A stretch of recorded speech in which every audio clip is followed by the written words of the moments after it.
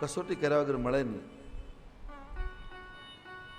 આપણે બધા ભણતા હોય 1 થી 10 ધોરણ કે કોલેજમાં જાઓ તો 12 મહિના તમે શું ભણ્યા છો તો એની કસોટી થાય. છેલ્લે 2 વાર એની કસોટી, અર્ધ સત્ર અને પૂર્ણ સત્રની બે પ્રકારની કસોટી. પછી શિક્ષક ભાઈ બહેન જે હોય એને સુચારુ રીતે એને ભણાવ્યું હોય, એ ભણેલું એને કેટલું ગ્રહણ કર્યું છે એની ચકાસણી, એનું નામ છે પરીક્ષા.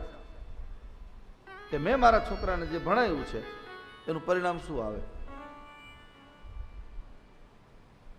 બહુ સમજદારીપૂર્વકની કથા છે. પરીક્ષિતની કસોટી કરી.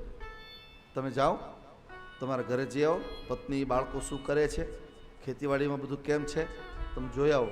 ત્યારે પરીક્ષિત એટલું બોલ્યા કે ગુરુ મહારાજ, તમારા મુખમાંથી નીકળતો એક એક શબ્દ અમારી ભવની ભૂખ ભાંગી રહ્યો છે. જે ઘરમાં મોતના ઓળા ઉતરતા હોય, 7મા દિવસે જે ઘરમાં મારું મોત આવવાનું છે એ ઘરમાં મારે હવે શું જવાનું છે.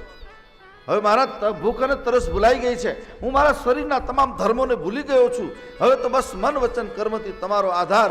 ગુરુ મહારાજ, તમારો એક એક શબ્દ સાંભળતા સાંભળતા તમારી શબ્દની સાથે મારી અંતિમ યાત્રા ભલે નીકળે, પણ હવે હું ઊભો નહીં થઉં. પ્રભુ, આપ મને મારા ઈષ્ટની કથા કહો. આનું નામ છે શરણાગતિ.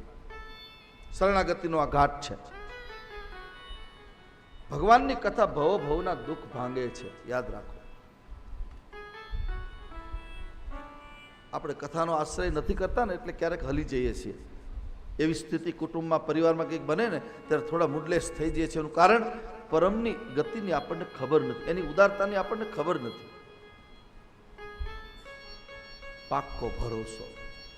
ભરોસાનું જ્યારે કહું ત્યારે મને સૂર યાદ આવે, ભગવાન વલ્લભ યાદ આવે. અન્યાશ્રયનો બોધ આપીને જગતને કેટલી મોટી વાતો કરી છે. ભરોસો દ્રઢઈન ચર